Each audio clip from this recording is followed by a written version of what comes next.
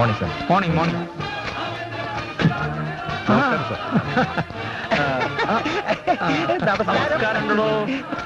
ഒന്ന് വേഗം വന്നേ, എല്ലാരും കാത്തിരിക്കാണ്. അവിടെ ചെന്നിട്ട് വേണം മിനിസ്റ്ററോട് ബാക്കി നേരത്തെ പറഞ്ഞ കാര്യങ്ങളൊക്കെ ഓർമ്മയുണ്ടല്ലോ. ആ എവിടേക്കാ? അവിടെ കഞ്ഞി വീഴ്ത്തൊന്നുമില്ല, എല്ലാവരും കൂടെ ചെല്ലാൻ. ആരെങ്കിലും 1 or 2 പേര് പോയാൽ മതി. ഞങ്ങൾക്ക് ചില കാര്യങ്ങൾ സംസാരിക്കാനുണ്ട്. പറഞ്ഞു കേട്ടാ മതി, കൂടുതൽ വിളച്ചിലൊന്നും എടുക്കണ്ട. ആ സാറിന്റെ അടുത്ത് ആരെങ്കിലും പറഞ്ഞിട്ടുണ്ടോ ഞങ്ങളെ തടയാൻ? ഉണ്ട്, നിന്റെ അപ്പൻ. നിർത്ത്.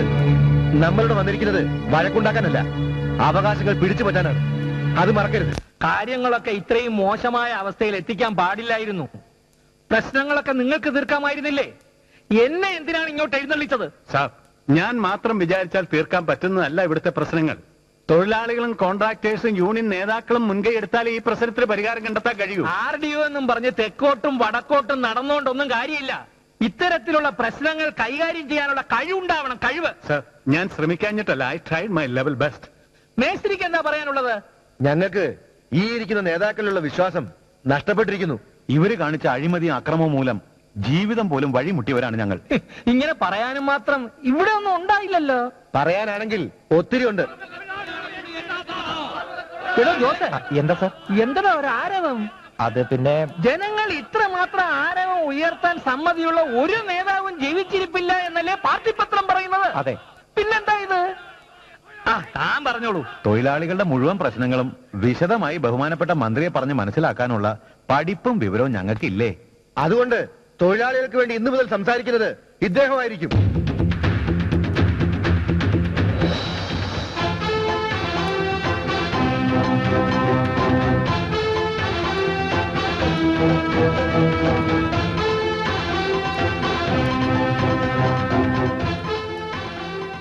ആരാ? മനസ്സിലായില്ല. തൊഴിലാളി മുതലാളിയാ? പിന്നെ താൻ ആരാ? എന്തിനാ ഇങ്ങോട്ട് വന്നിരിക്കുന്നത്? ഞാൻ രവിശങ്കർ. ഇവർക്ക് വേണ്ടി, ഈ തൊഴിലാളികൾക്ക് വേണ്ടി സംസാരിക്കണമെന്ന് പറഞ്ഞു, അതുകൊണ്ട് വന്നു. അതിന് തന്റെ കയ്യിൽ എന്ത് കോപ്പാണുള്ളത്? ഒരു 10 ദിവസത്തേക്ക് താൻ തൊഴിലാളികളുടെ കൂടെ ജോലി ചെയ്യണോ? അങ്ങനെ തൊഴിലാളികളുടെ പ്രശ്നങ്ങൾ മനസ്സിലാക്കുക. യൂണിയനുകളുമായി ബന്ധപ്പെട്ട് ട്രേഡ് യൂണിയൻ എന്താണെന്നും പഠിക്കാം. അങ്ങനെ പറഞ്ഞ് മനസ്സിലാക്കി കൊടുക്കണോ? സാറിന്റെ പേരെന്താണാവോ? തനിക്കറിയില്ലേ? അല്ല, എന്നാലും ഒന്ന് പറഞ്ഞോളൂ. AB തരകൻ. ഓ, AB തരകൻ. ആ. നീണ്ട 15 വർഷങ്ങളായി തുറമുഖ തൊഴിലാളികളുടെ ജീവാത്മാവും പരമാത്മാവുമായ പ്രസിഡന്റ്, ദേശീയവും സാർവദേശീയവുമായ പ്രശ്നങ്ങൾക്ക് പരിഹാരം കാണുന്നവൻ AB തരകൻ. കേവലം റബ്ബർ സ്റ്റാമ്പ് എന്നൊക്കെയാ ശത്രുക്കൾ പറയുന്നത്. പക്ഷേ കുശാഗ്ര ബുദ്ധി. തുറമുഖത്ത് ആരെവിടെ എന്ത് ചെയ്യണമെന്ന് തീരുമാനിക്കാൻ കെൽപ്പുള്ളവൻ. കുത്തക മുതലാളിമാരുടെ ചട്ടുകം. പാവപ്പെട്ടവന്റെ വിയർപ്പിൽ നിന്ന് അപ്പം തിന്നുന്നവൻ. ലിസ്റ്റിലില്ലാത്ത തൊഴിലാളികളുടെ പേരിൽ തൊഴിൽ വിറ്റ് കാശാക്കുന്നവൻ. ഇതൊക്കെ 10 ദിവസം കൊണ്ട് എനിക്ക് പഠിക്കാൻ കഴിയുമോ സാർ? ജനങ്ങളുടെ നന്മയ്ക്കും നാടിന്റെ പുരോഗതിക്കും വേണ്ടി പോരാടുന്നവരെ കുറിച്ചാണ് താനീ പറയുന്നതെന്ന് ഓർമ്മ വേണം. ഈ നാടിന്റെ ഗതിയും നേതാക്കന്മാരുടെ ഗുണവും അറിയാൻ വേറെങ്ങും പോണ്ട സാർ. മുഷിഞ്ഞു നാറിയ അക്കങ്ങൾ പോലും തിരിച്ചറിയാൻ കഴിയാത്ത നമ്മുടെ 2 രൂപ നോട്ടും 5 രൂപ നോട്ടും കണ്ടാ മതി. 500 രൂപ നോട്ടിന്റെയും 1000 രൂപ നോട്ടിന്റെയും കെട്ടുകൾ മാത്രം കൈകാര്യം ചെയ്യുന്ന നിങ്ങൾക്ക് ഇതൊക്കെ ഒരു പുതുമയായിരിക്കും. പിന്നെ തുറമുഖത്തെക്കുറിച്ച്, വിദേശ കപ്പലുകളിൽ നിന്ന് വാടകയും പൈലറ്റ് ഫീസും മറ്റും ഡോളർ ഇനത്തിൽ ഈടാക്കണമെന്നാണ് 91 ഡിസംബറിൽ കേന്ദ്ര സർക്കാർ ഉത്തരവിട്ടിരുന്നത്. 92 മുതൽ 95 വരെ ഇത് ഈടാക്കുകയും ചെയ്തിരുന്നു. 95 മുതൽ 98 വരെ 765 വിദേശ കപ്പലുകൾ വന്നതിൽ നിന്നും രൂപ ഇനത്തിൽ ഈടാക്കിയതുകൊണ്ട് 14,23,00,000 നഷ്ടമായി എന്ന് പറയുന്നതിൽ ഒരു വാസ്തവമില്ല. യഥാർത്ഥത്തിൽ ഡോളറിൽ തന്നെയാണ് നിരക്കുകൾ ഈടാക്കിയിരിക്കുന്നത്. രേഖയിൽ രൂപയാണെന്ന് മാത്രം. ഈ കോടികൾ എവിടെ പോയി? ആരൊക്കെയാണ് ഇതിന്റെ പിന്നിൽ കളിച്ചിരിക്കുന്നത്? എനിക്കിതിൽ ഒരു പങ്കുമില്ല. ഞാനിവിടെ ചെയർമാനായി ചാർജ് എടുത്തിട്ട് 2 മാസം പോലും ആയില്ല. അതോർത്ത് വിഷമിക്കേണ്ട സാർ, അവസരങ്ങൾ ഇനിയും ഉണ്ടല്ലോ. ഇതൊക്കെ അന്വേഷിക്കാൻ നീ ആരാ?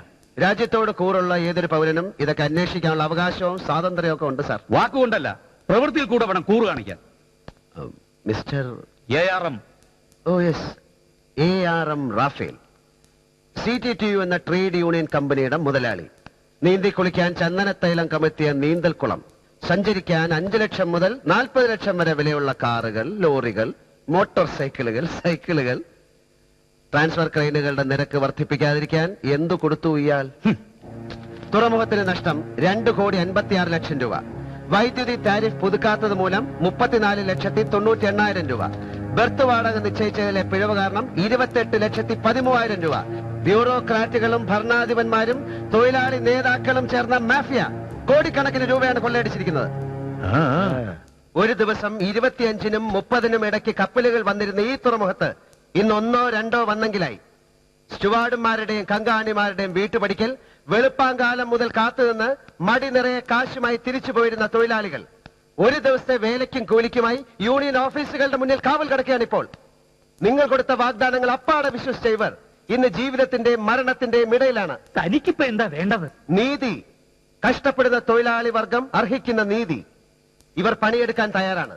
പക്ഷെ അടിച്ചേൽപ്പിക്കപ്പെട്ട അതിരിന്റെ ഇരുവശത്തുമായി ഇനി ഒരിക്കലും അവർ അണിനിരക്കില്ല. ഒരു യൂണിയന്റെ കീഴിലും ഇവർ ജോലി ചെയ്യില്ല.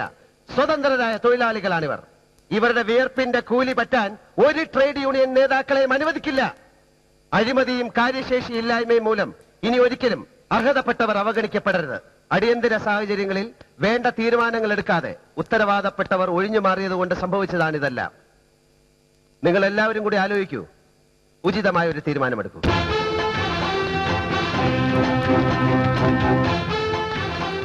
പുറത്തുനിന്ന് തൊഴിലാളികൾ എന്ന പേരിൽ ഗുണ്ടകളെ ഇറക്കി എന്തെങ്കിലുമൊക്കെ കാണിച്ചു കളയാമെന്ന് വല്ല അബദ്ധ ധാരണയുണ്ടെങ്കിൽ അനുവദിക്കില്ല ഞാൻ.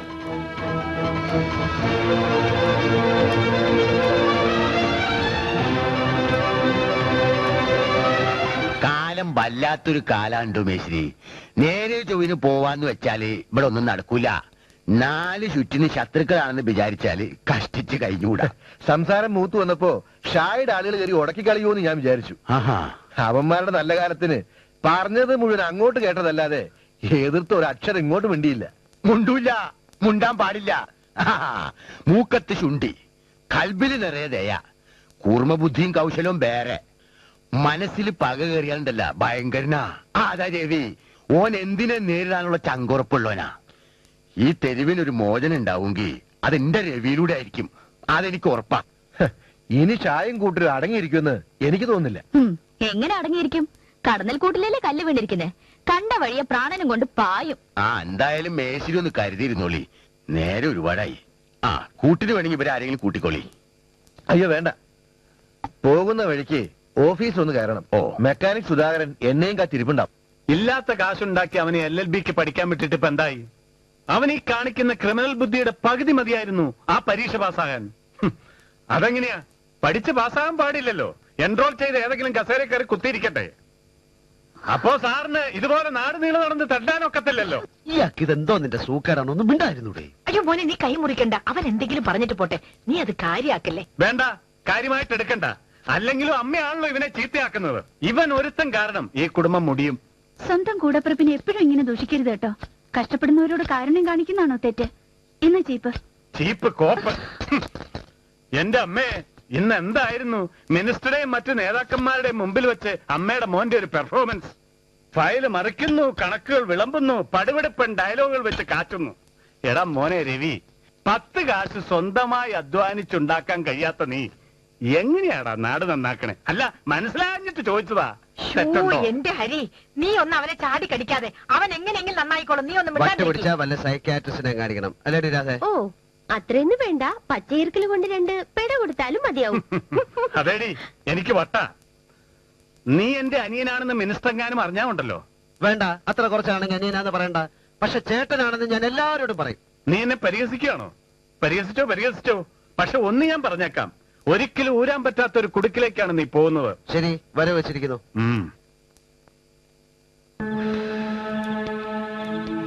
ഏയ്,